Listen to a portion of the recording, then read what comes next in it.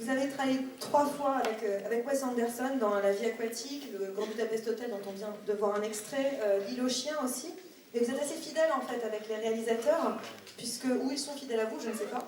Mais vous avez aussi collaboré plusieurs fois avec Robert Altman, Philip Kaufman, Roger Mitchell ou encore Michael Winner.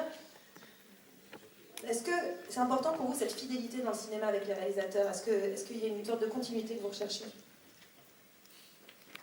Well, yeah, it has to me, whatever you call it. It's been lovely to collaborate with, who did you say? Not only Philip Kaufman, but Robert Altman, yeah, with whom I did Ford. How lucky I was to have worked with him, multiple times. Who else? Wes Anderson. Well, Wes Anderson, yes. Certainly, I mean, he's a genius, and seeing that again, gee, that's pure cinema, isn't it? It's really his own vision. He's got his fingerprint all over every frame. I remember very pleasurably every shot we did there, seeing it again. He's so enjoyable to work with, and a genius. That's the answer to the question, what do you look for in a director? Really, in your own opinion, making a good movie. And he makes wonderful movies, I think. Geez, Willem Dafoe and that character, I can tell you all about how he visually comes up with the costume, how he's involved with everything. That seems like a Hitchcock, sequence to me. It's so beautifully done. But also, the theme of that movie is pretty interesting. It's an entertaining and stylish way that he gets you there. But I love his heartfelt celebration of the underdog and the outsider, and his sincere and passionate fight against forces of ugliness, coarseness, and fascism, and like that. He's something, that Wes Anderson. He's living around these parts, I do believe. Yeah.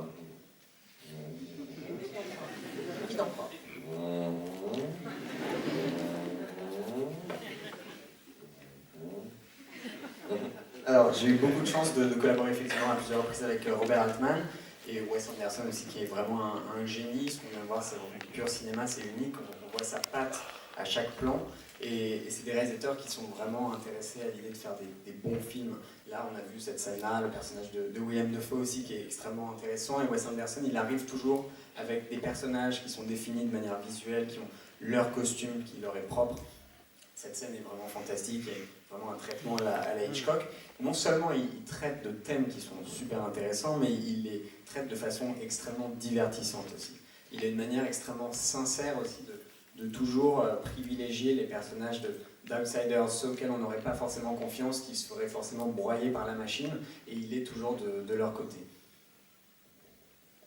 Ce qu'on voit aussi dans cet extrait-là, qui est muet, donc on est que sur la musique et c'est entièrement muet, c'est que vous êtes un vrai acteur du corps, du corporel en fait. Il y a beaucoup de choses qui passent dans votre gestuelle et évidemment aussi dans votre manière de parler. Donc c'est même pour ça qu'on vous identifie assez fortement. Et à quel moment vous avez développé ça, toute cette gestuelle, ce rythme dans la voix, j'ai envie de dire un peu quirky, on dit en anglais, mais qui est désormais un atout en fait en réalité.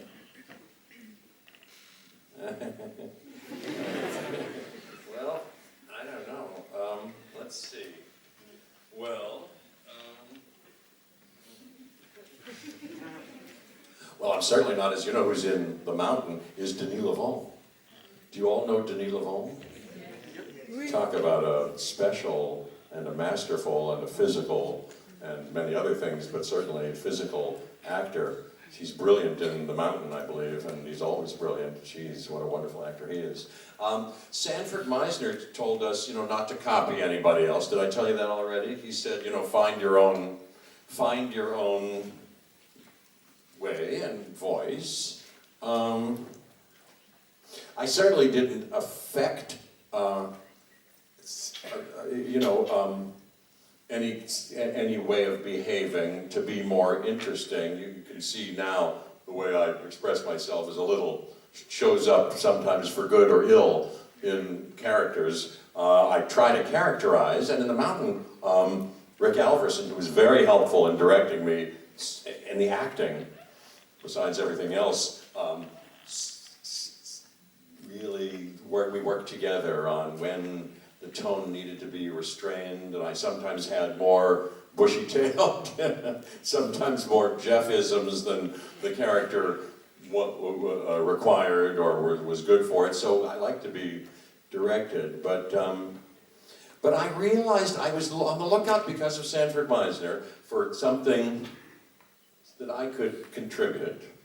And it was working with Phil Kaufman, as I remember. One day, I do remember, maybe I'm misremembering it, but one day on the set of Invasion of the Body Snatchers, we were shooting in San Francisco in 1978, and I had some kind of line like, oh, she said, why do we always think they're coming in metal ships? And I say, I've never thought they were coming in metal ships, something like that. And the way I did it, the way he appreciated me doing it, and went, that was good, that was funny, okay, let's move on, that's enough. I remember on that day going,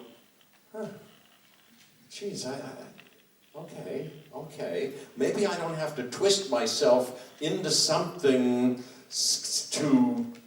too aggressively, maybe for some things, for some moments and some scenes, something that I could and should trust within myself is interesting enough, and just kind of go with that. You know what I mean? Something happened like that, as I remember it, and if it didn't, it happened, I was looking for that, and I'm still looking for it in other ways. More self-trustfulness and more using what exists, more full ways of using myself, you know. Something like that.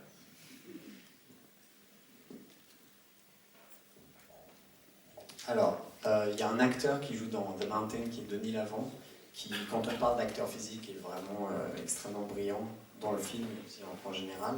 Et en fait, Meisner nous répétait tout le temps de ne jamais imiter. Il fallait qu'on trouve chacun notre propre voix. Et en fait, là, tel que vous me voyez, mon comportement, ma manière de m'exprimer se retrouve forcément un petit peu dans le personnage que je joue, dans la caractérisation.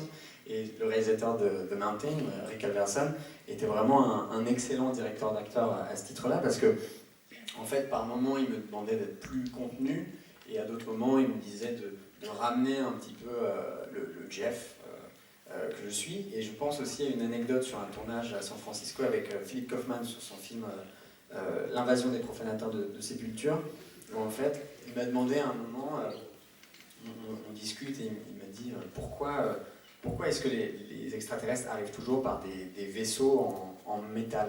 Et en fait, j'y ai jamais pensé, et on a tourné la scène pendant que j'étais en train de réfléchir, et on n'a pas fait beaucoup de prises, on est passé à la scène suivante, et en fait, c'est à ce moment-là que j'ai réalisé que il n'y avait pas besoin d'être forcément trop expressif, il fallait surtout que j'apprenne à me faire confiance. Et à ce moment-là, quand on a fait cette scène, il s'est vraiment passé quelque chose, il y a une forme de déclic.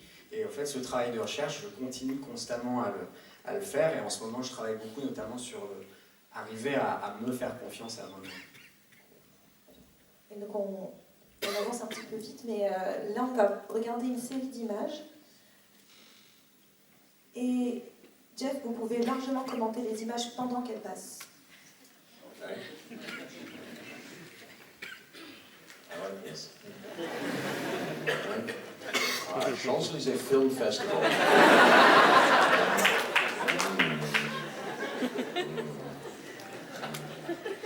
What was that? Oh. Oh, that's funny. Poor Sam Neill. Why did we put him through that big nipple? That's as big as a dinner plate. Well, there I am. Oh, a shower curtain. Who made that? Whose idea was to come up with that? Yeah, but that's me, and that's a picture of me, an image from Life Aquatic with Steve Zissou. And those glasses are from his friend, Wes's friend. What's his name? He was in Devo. He was in Devo. Anyway, I'm missing things. You saw the big statue of me in England. There's another image of me from the day I took my shirt off in that scene, you know, or taking the shirt off, oh my God. Goldblum. The Goldblum. This is a thing, it's a pose or something. It is? I don't know. Oh, the Goldblum, if you do the Goldblum, it's that pose. How about that? Oh, another one, yes, we could get that. I've signed many of those. If you you have one, I'll sign it. Look at that. Well, let's look. Oh, more disrobing. How about that? I think on the day, I had a little nude thong there that is unseen in that. Well, there I am. The beginning of the fly, the end of the fly. Brilliant, David Cronenberg. Bravo, David Cronenberg. Excellent, excellent.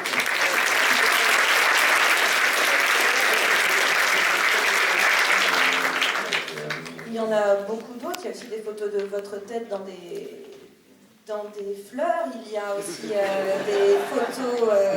Non, on en a vraiment beaucoup. Hein. Mais, et je sais No, my head in flower pots? No, I haven't seen it. David Goldblum. Oh, yeah, I have seen a little bit. Yeah, in the middle of flowers. Yes. Et je sais bien que vous êtes très conscient en fait de cette image que vous avez sur Internet, cette popularité. Est-ce que c'est vrai que sur Instagram vous mettez hashtag Jeff Goldblum pour les trouver? Oh, sometimes I did for a while. I only got involved with Instagram a few years ago. I was doing the second Independence Day, and Roland Emmerich had at that time, now it's what, like 3 years ago or something like that? So you know how Instagram, how social media has sort of changed in the last, few years. I remember just as, because I've said I'm not careerist, but I asked my manager, I think, and publicist, in fact, 5 or so years ago, hey, I see these other people. Somebody was talking, I know, Saoirse Ronan. I saw in an airport talking to her publicist, and they were cooking up something about social media, and I said, do I need to do anything like that? They said, no, that really doesn't include you, and you don't have to do anything, worry about that or anything. And then things have changed, whereas now my manager says, no, it's a good thing for all people in your position to have some kind of presence. It's good what you're doing, for yourself. It's, maybe you'll get another job or this and that.